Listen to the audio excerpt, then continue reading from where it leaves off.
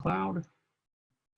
So again, just for everybody who just joined us, today we're covering lesson 12. And there are some useful additions that we have for organizing our content. The first one that we have here is if you go to insert and you have bootstrap components, it's down here and it's called the accordion. There's another one that's very similar called tabs. And how that works, let me go ahead and just look. I'm going to look at live view with no split at all. Hold on here, live. I don't want to split it. There we go. So you can see the whole thing. So if you recall, the tips page that we had created in lesson 9 that added, where we learned to add unordered lists, works just fine as is. There's nothing wrong with it. You just have to scroll a little bit to access all of the content. And on my website, I've chosen to do that for, instead of incorporating an accordion or a tab thing. I used to do that on one of my older websites, but I found for a responsive website, not always the best choice. That when we are shrinking the page down to a size for well, not a tablet, but a phone, that these aren't always the best choice. They aren't really necessary. But as you can see, we have these 3 unordered lists that we've incorporated. That was from lesson 9.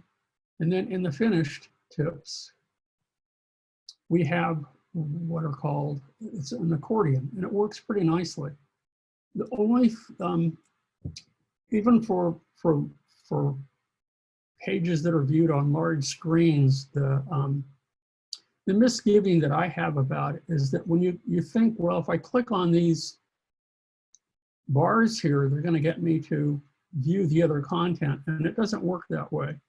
You have to actually click on the text itself, and you'll notice that as I click on the home link, that the at work one shrunk. And if I click on the at work one, it expands and the others shrink. If I look at community. Now, the advantage to using something like this should be obvious to everyone, is that it takes a large amount of content and it condenses it into a very nice compact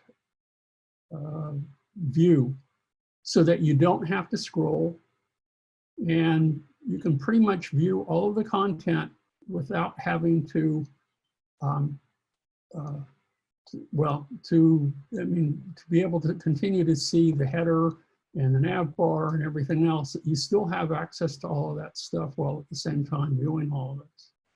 So that's the first part of this lesson. The second part of this lesson, which is to go to travel finished here, and they provided content for us, so we can go ahead and add that. But this is really kind of an old version. It's one of the earliest forms of slideshows.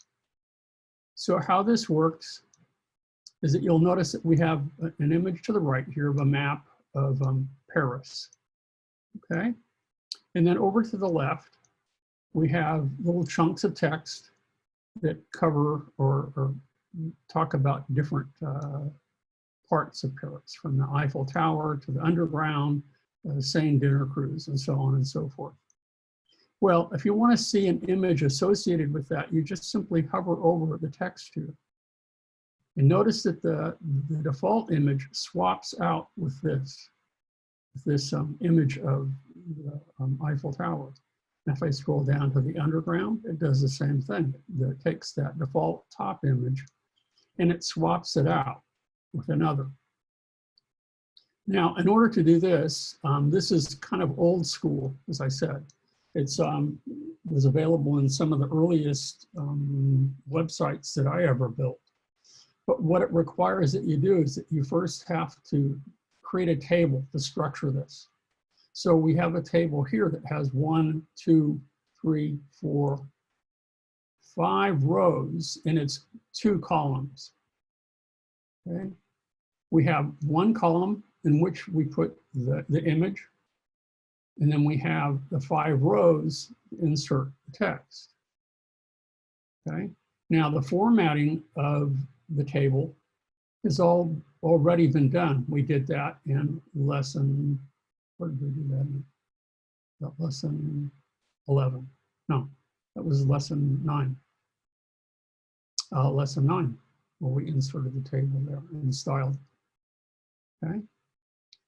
In order to do this, there's a little bit of preparation work, but they've done all the preparation for us with by creating these images for us. And the thing is that if you select the image, let me go ahead over here, and I'm going to turn on hide live displays so I can select the image here. And when I select the image, and if I look down here to the, I got to move this little thing bracket around here. If you look down at the properties panel that I have here, you can see that the size of the image is 250 pixels wide by 500 pixels deep. However large or small you determine that you want to make your little slideshow here, the deal is that all of these images from your top image, which could be a blank image but doesn't have to, I mean, it could just be a white or a black or a colored GIF or JPEG or PNG file as a placeholder. Then when you roll over it and you swap with it, then all of the other images have to be identical in size for this to work. So whatever size you choose for your top image, the other images have to be exactly the same in size. So in this case, all of the others are 250 by 500 pixels. Now, how this works is that if I click in here and I select the text and I highlight this, so what I want to be able to do is we're going to create what are called one of those internal links here. Okay, so you can see that it is a link by having a placeholder link by having a little hashtag. But what we want to do in order to get this to work is that I have to look at this in design view.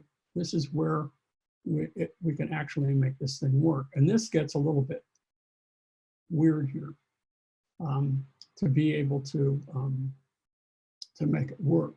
We can go ahead and the first image that you insert is your default image. And you insert it the same way we inserted it in lesson 10. But then we want to get, when we roll over each of these, we want to get it to swap out. In order to do that, you have to be in design view. But we go to window, and what we want to do is we want to display behaviors. That's where these are located. Okay, you can't do it in live view. Why? I don't know. It's just, that's the way it goes. Now, if I hover over, or I highlight rather the text, you can see that I have on mouse over and mouse out here. So what it does on mouse over is that it swaps the image with another. And on mouse out, you want it to swap the image to restore it to its original condition. So what I'm going to do to show you how you do one of these is I'm going to go ahead and I'll select this, and I want to get rid of it is what I want to do.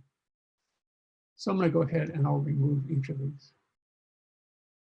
Okay, so now when I hover over this, nothing happens. If I go back to that, I'll show you. We go back to live view. Okay, let's scroll down, come on. Okay. So again, when I roll over Eiffel Tower, I still get the little finger, okay? And the reason I do that is because when you highlighted the text, we have the anchor, or the octothorpe, or the pound sign, or the hashtag, whatever you want to call it, that creates kind of a default link there. But to get it to link and to swap with this, we need to use the behaviors. And I said, we need to use design view because right now in live view, they're all grayed out.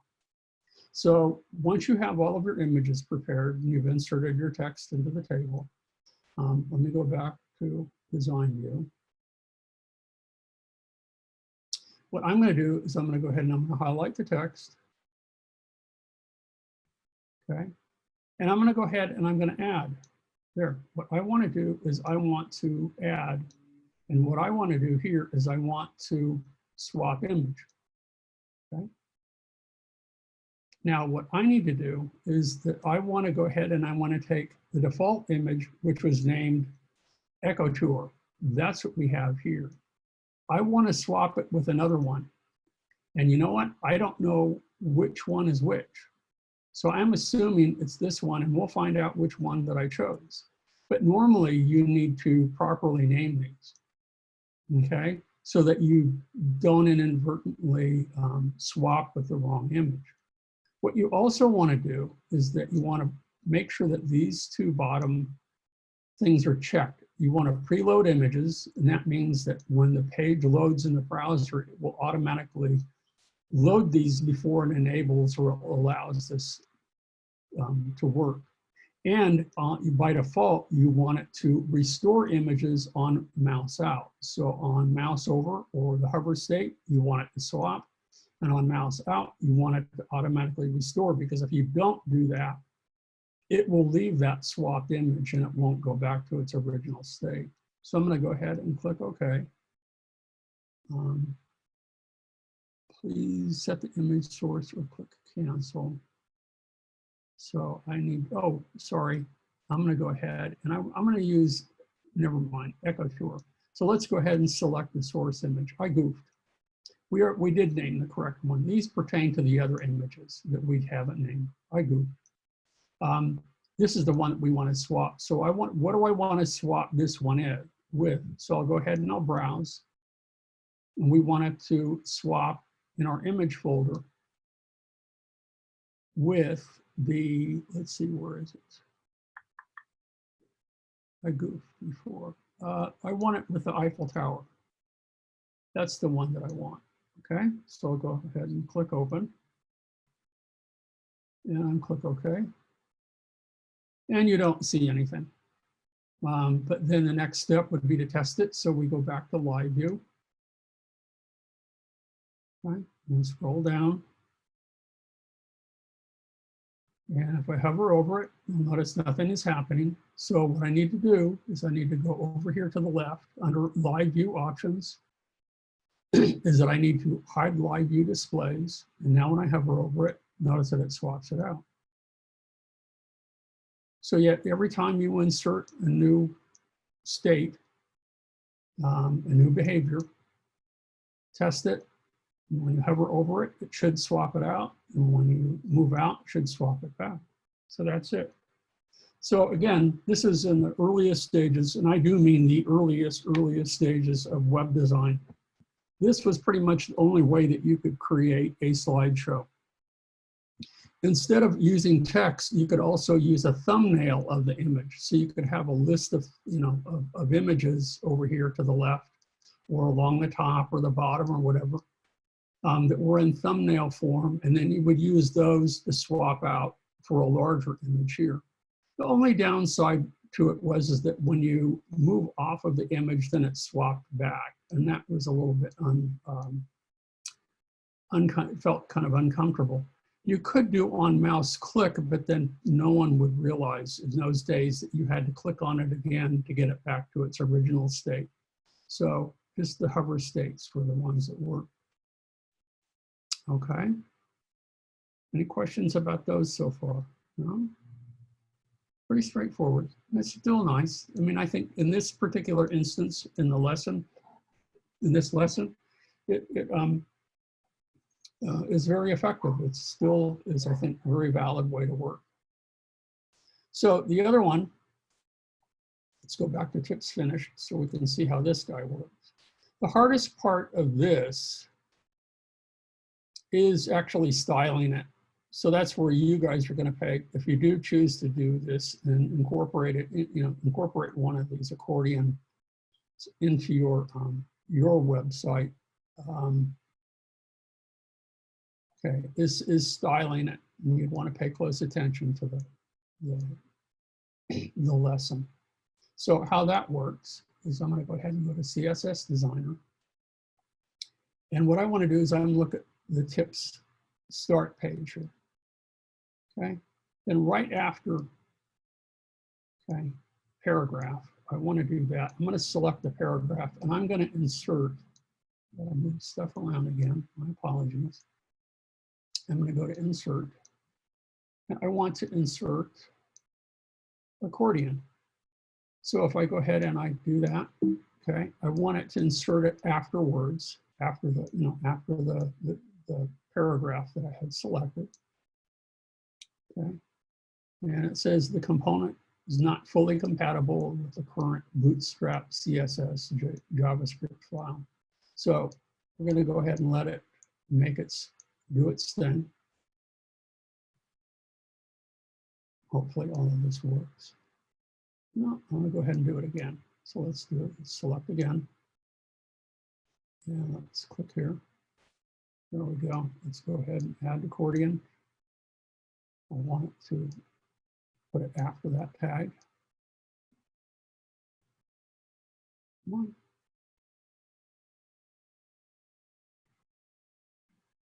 Okay. What are you doing? There we go. Let's try again. Yes. Yes. So why aren't you adding it? I'm telling you how simple this is, and it's not working for us. So let's do this one more time. If not, then I'm getting frustrated. Make sure that the paragraph is selected. Double click on accordion. I want it to be after. Go ahead. I'm going to continue making this change. Oh, it's locked by the template. Oh, shoot. That's why. Okay. I really, well, okay. This is what I'm going to do then. I guess I should have read further then. What I need to do then is I'm going to take this page. This is our start page.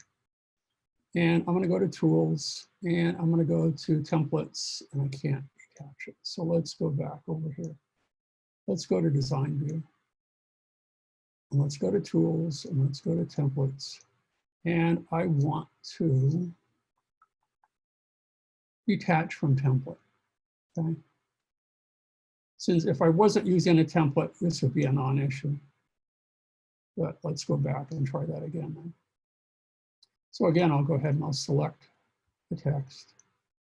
And I'm going to go ahead and I'm going to insert.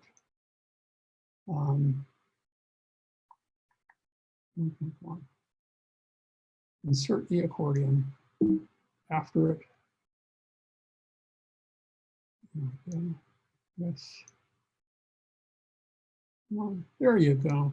So there we have collapsible accordion, 1, 2, 3 sections. And they already function. So when I click on each one of these, again, if I go back here, let me say hide live displays.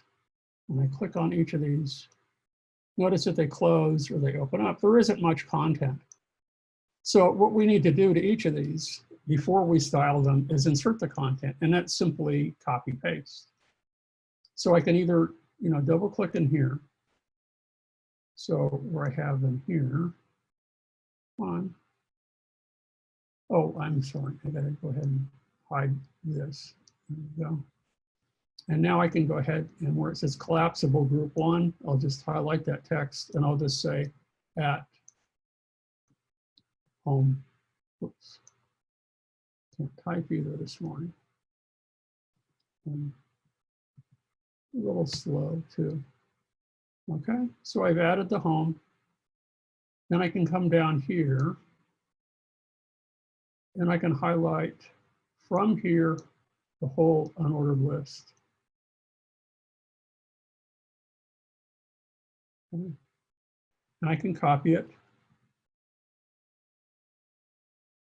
And then inside the content panel here, with it open, I'll go ahead and just delete that placeholder and paste. And there you go, you have it. The only problem is, as you'll see here, that it didn't put in the unordered list. So I need to go back and redo that. So that I goofed again. So I need to make sure that I have everything. When I click in here like so, I'm going to make sure that I have the whole unordered list selected, including the opening and the closing tag. If I just highlight it, it just takes the text and plops it in without the opening and the closing tags and individual list items. So I'm going to go ahead and copy again so that hopefully it has everything. Go back in here and now I'll paste. And it didn't do it. It didn't do it. No, no, no, no, no. That's not right. That's not right. So if I have the body, let's see, there is the panel body selected in the code view. Okay, so I just have a simple space here. What I could do is I could come down here, and this might be easier for me right at the moment. I'm going to go ahead and I'm going to take, again, the entire unordered list. There we go, opening and closing tag, and I'm going to copy it from code view. Then I'm going to come back in here and copy it. And then I can go back in here, and wherever this is, where it has the pane body, and I have this space right here. Now I can go ahead and I can paste the code in there, and there it works. And I'm sure there is a better way just to do it without having to do it in code view, but anytime I goof up, I find if I go to code view, it works the best. And now I can go back here and I can say that I want to go ahead and hide viewer displays. And then when I click on this, it closes and it opens back up. And you do that for each section, and then we're good to go. And then the next step, if we go ahead and we look at the final, the tips final, is that we've kind of color coded it or styled it so that its appearance is the same as what we have in the rest of our website. So if we come back here and I click inside, for example, the heading, and I go ahead and I can look at the div panel heading, okay, for example, I can go over to CSS Designer, and you can see that there's a whole bunch of them that we have to go back in and we have to add under green styles finished here. So we have section.panel default, and that gives us certain properties. So for example, the color is that light yellow, the background color is the green, and then we've added a gradient. So that's what, you know, that's for the header up here. If we can click the background here, then we're going to have another one. So this is just as we've done in the other lessons. Go ahead and follow their specific directions for going ahead and adding. So there's a panel group. Let's go panel default. How about panel? And then we have the panel accordion. We have another panel group. And these are all of I have right now, current and show set. I was hoping to find, if I select the panel in here, I want to go ahead and make sure that I have the panel back here so we can see what I have. And I'm having trouble getting this to select.